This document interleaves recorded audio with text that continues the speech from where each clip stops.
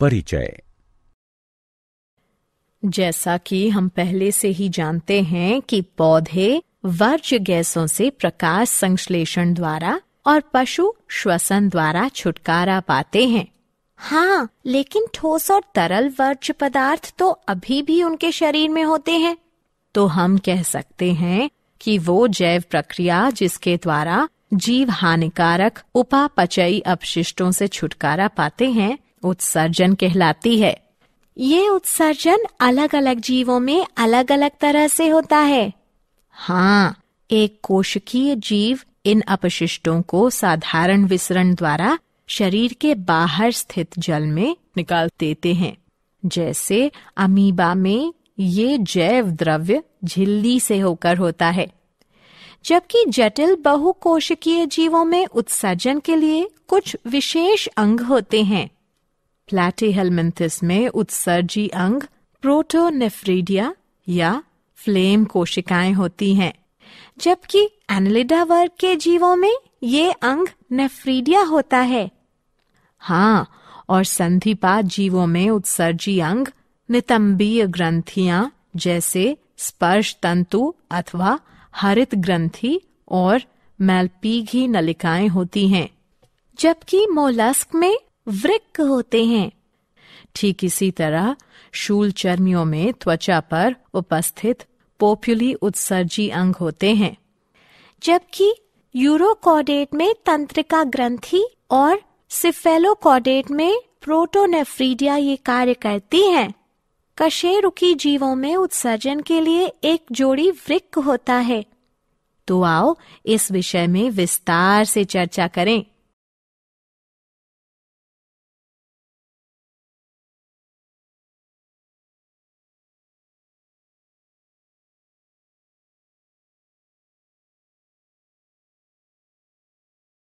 उद्देश्य। इस पाठ के अंत में आप निम्न करने में सक्षम हो जाएंगे: पशुओं और पौधों में उत्सर्जन को समझना, उत्सर्जन के प्रकारों के बारे में जानना, मानव में उत्सर्जन को समझना, उत्सर्जन संबंधी सभी अंगों के बारे में जानना, फेफड़ों द्वारा होने वाले उत्सर्जन को समझना, त्वचा से होने वाले उत्सर्जन के बारे में जानना, बृहदांत्र से होने वाले उत्सर्जन को समझना,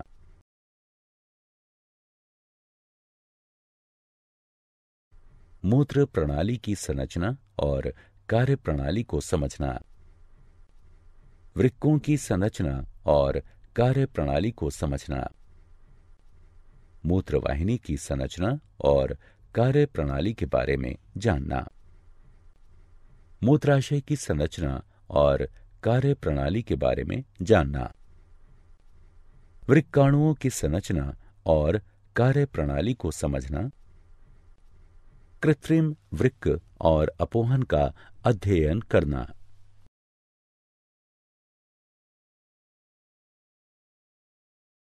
मानव में उत्सर्जन।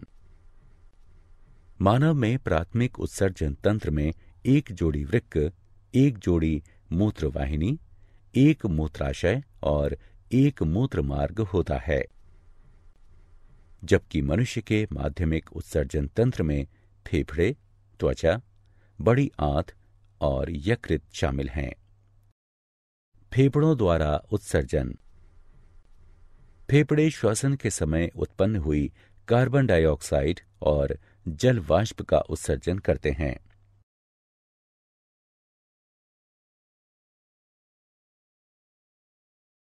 त्वचा द्वारा उत्सर्जन। त्वचा में स्थित स्वेद ग्रंथि की सहायता से त्वचा यूरिया, लवण तथा जल को उत्सर्जित करती है। स्वेद यानी पसीना त्वचा में छोटे छोटे छिद्रों से बाहर निकलता है।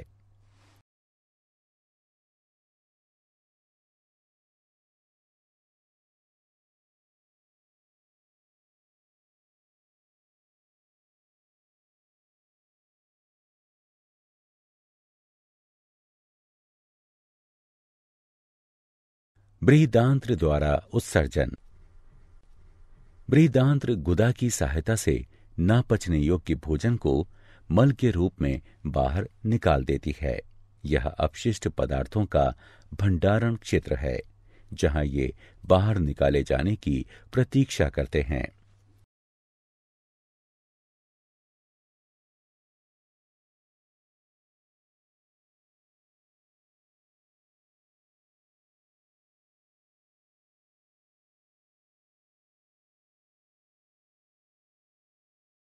मूत्र उत्सर्जन तंत्र।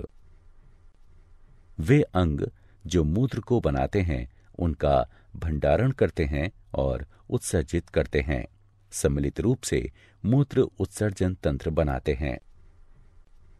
इसमें एक जोड़ी वृक्क, एक जोड़ी मूत्रवाहिनी, एक मूत्राशय और एक मूत्रमार्ग होता है। वृक्क में उत्पन्न मूत्र मूत्रवाहिनियों से गुजरकर मूत्राशय में पहुंचता है। यहां यह तब तक एकत्र होता है जब तक कि यह मूत्र मार्ग के जरिए बाहर ना निकल जाए। वृक्क। उदर में मेरुदंड के दोनों ओर एक एक वृक्क होता है। वे बड़े, लाल, भूरे और सेम की आकृति के होते हैं। दाईं ओर के वृक्क की स्थिति थोड़ी सी नीचे की ओर होती है। वृक्क की अवतलता को नाभिका कहते हैं, जो हमेशा भीतर की ओर होती है। प्रत्येक वृक्क लगभग 10 लाख निस्यंदन एकक या वृक्काणुओं से बना होता है। एक व्यक्ति को स्वस्थ रखने में वृक्क का ठीक ढंग से काम करना बेहद आवश्यक होता है।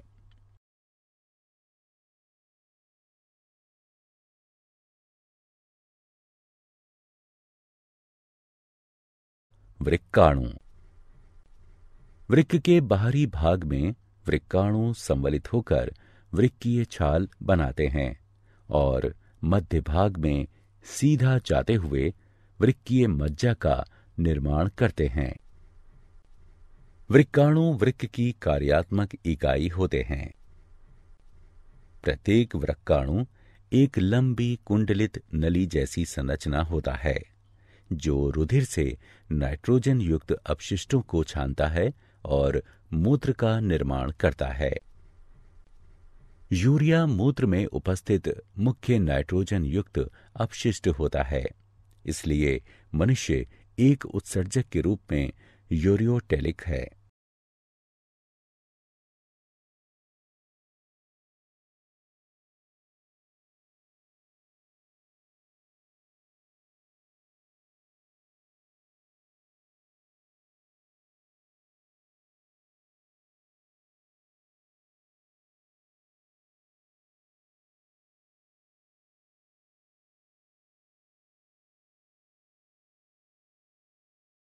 मूत्र वाहिनियां।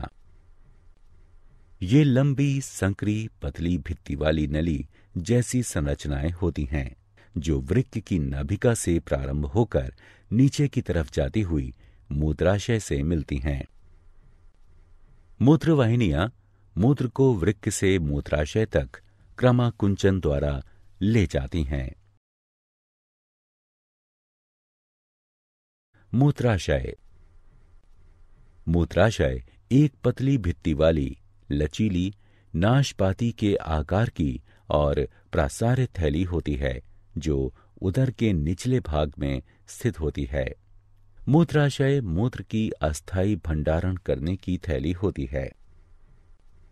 मूत्राशय कोमल मांसपेशियों से बना होता है, इसलिए यह तंत्रिका तंत्र के नियंत्रण में होता है। यही वजह है कि हम मूत्र त्याग करने की इच्छा को नियंत्रित कर सकते हैं। मूत्र मार्ग। मूत्र मार्ग एक मांसपेशीय और नलीदार संरचना है, जो मूत्राशय से शरीर के बाहर तक होता है।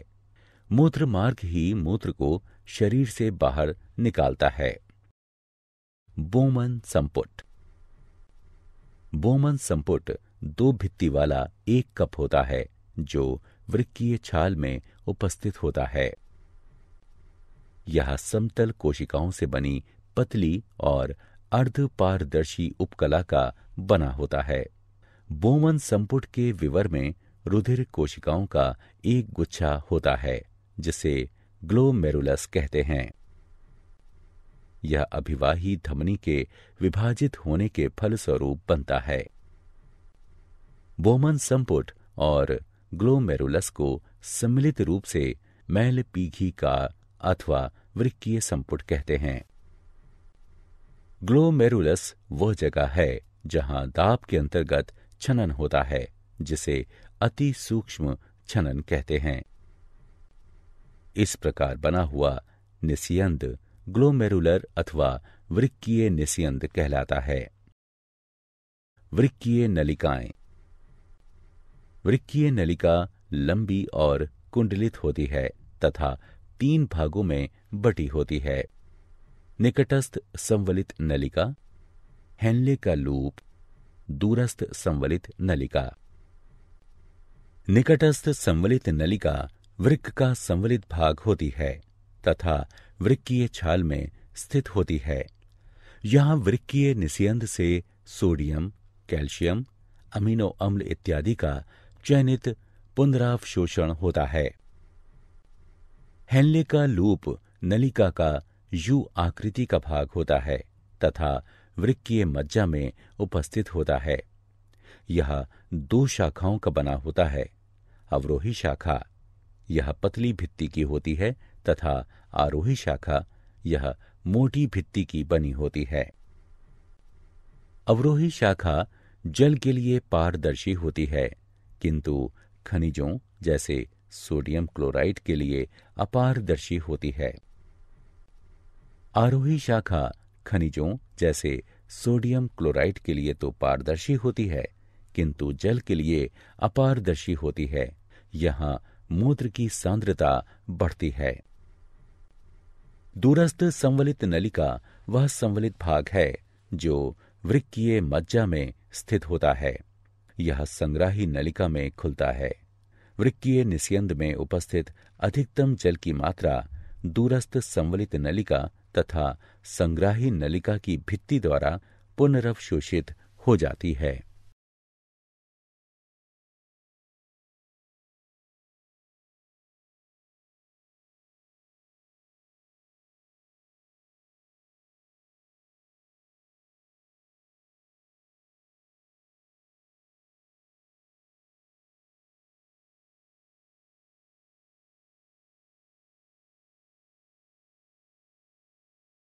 मूत्र का निर्माण।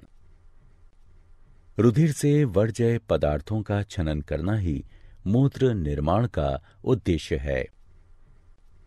ठीक वैसे ही जैसे कार्बन डाइऑक्साइड रुधिर से फेफड़ों में अलग हो जाती है, नाइट्रोजन युक्त वर्ज्य पदार्थ जैसे यूरिया, यूरिक अम्ल रुधिर से वृक्क में अलग होते हैं।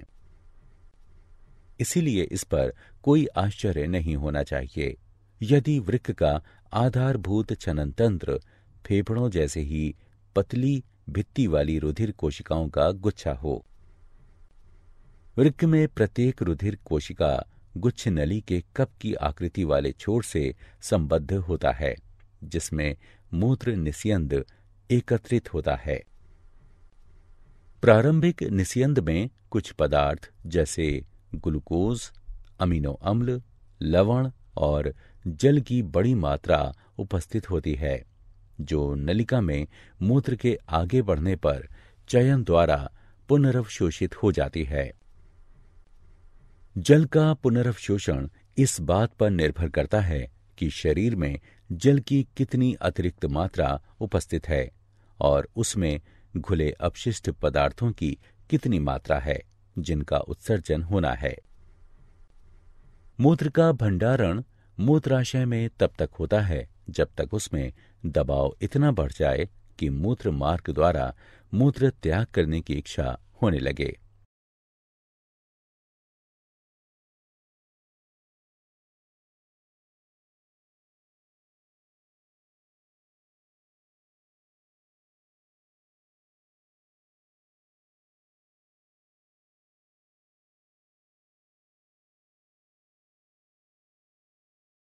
कृत्रिम वृक्क, रुधिर अपोहन। वृक्क जीवित रहने के लिए अनिवार्य अंग है। बहुत से कारक जैसे संक्रमण, चोट अथवा वृक्क में बाधित रुधिर संचार वृक्क की क्रियाशीलता को कम कर देते हैं। इसके कारण शरीर में विषैले वर्ज्य पदार्थ एकत्रित होने लगते हैं, जिसके कारण मृत्यु भी हो सकती है। वृक्क के कार्य बंद कर देने की स्थिति में कृत्रिम वृक्क का उपयोग किया जा सकता है, जो नाइट्रोजन युक्त वर्ज्य पदार्थों को रुधिर से अपोहन द्वारा हटाने का उपकरण है।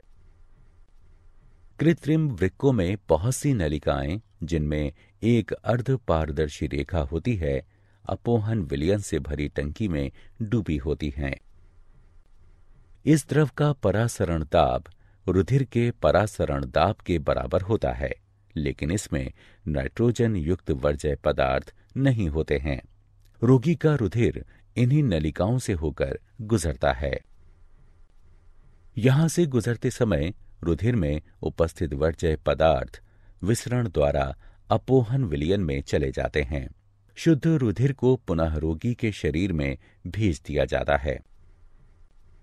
यह वृक्क की कार्यप्रणाली के ही समान है, लेकिन यह अलग है क्योंकि इसमें पुनर्वशोषण नहीं होता है। साधारणतया एक स्वस्थ वयस्क के वृक्क में प्रतिदिन 180 लीटर प्रारंभिक निस्यंद बनता है। हालांकि प्रतिदिन उत्सर्जित मात्रा 1 या 2 लीटर ही होती है, क्योंकि बाकी बचा निस्यंद वृक्क नलिकाओं में पुनर्वशोषित हो जाता है।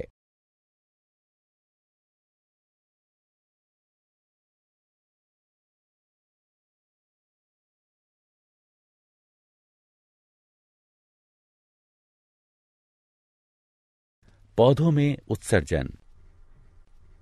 पौधों में उत्सर्जन पशुओं से अलग दूसरे ही तरह से होता है। प्रकाश संश्लेषण के समय बनी ऑक्सीजन ही इनमें वर्ज्य पदार्थ होती है। हम पहले ही चर्चा कर चुके हैं कि पौधे कार्बन डाइऑक्साइड और ऑक्सीजन का किस प्रकार नियमन करते हैं। वे वाष्पोत्सर्जन द्वारा जल की अतिरिक्त मात्रा को उत्सर्जित कर देते हैं। दूसरे अपशिष्ट पदार्थ उनके उत्तकों में उपस्थित मृत कोशिकाओं में रहते हैं। पौधों को अपने कुछ भागों जैसे पत्तियों को खोकर ही वर्ज्य पदार्थों से छुटकारा मिलता है। बहुत से अपशिष्ट पदार्थों का भंडारण कोशिकीय रिक्तिकाओं में होता है। वर्ज्य पदार्थ पत्तियों में एकत्रित हो जाते हैं, जो बाद में टूट जाती हैं। दूसरे वर्ज्य पदार्थ जैसे रेजिन और गोंद पुराने जाइलम में एकत्रित होते हैं। पौधे कुछ अपशिष्ट पदार्थों को अपने आसपास की मृदा में भी उत्सर्जित करते हैं।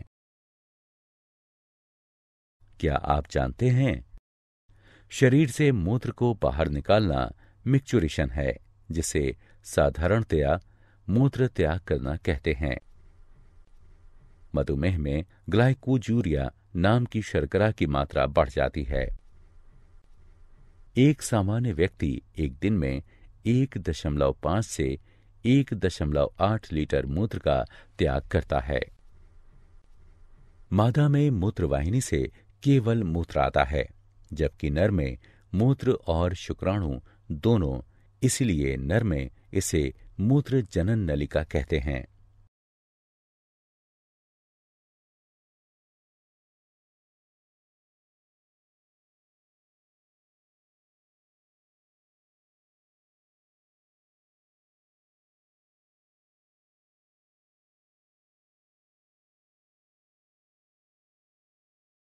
सारांश।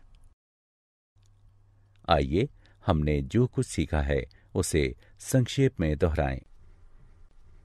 उत्सर्जन में नाइट्रोजन युक्त वर्ज्य पदार्थों को बाहर निकाला जाता है, जबकि ऑस्मो रेगुलेशन में शरीर द्रव में जल की मात्रा को नियंत्रित किया जाता है। अलग अलग पशुओं में अलग अलग उत्सर्जी अंग होते हैं, जबकि निम्न स्तरीय जीवों में शरीर की त्वचा से ही उत्सर्जन होता है। मनुष्य का उत्सर्जन तंत्र वृक्क मूत्रवाहिनियों, मूत्राशय और मूत्र मार्ग से मिलकर बना होता है। वृक्क में उत्सर्जी इकाइयां होती हैं जिन्हें वृक्काणु कहते हैं। प्रत्येक वृक्काणु बोमन संपुट और वृक्कीय नलिका से मिलकर बना होता है। बोमन संपुट में ग्लोमेरुलस होता है जिसमें अति सूक्ष्म छनन होता है, जबकि वृक्कीय नलिकाओं में चयनित पुनरवशोषण होता है। रुधिर अपोहन उस व्यक्ति के रुधिर से नाइट्रोजन युक्त वर्ज्य पदार्थों को कृत्रिम वृक्क की सहायता से निकालने की क्रिया है जिसका वृक्क खराब हो चुका हो। पौधों में ऑक्सीजन और अतिरिक्त जल रंध्रों द्वारा बाहर निकल जाता है।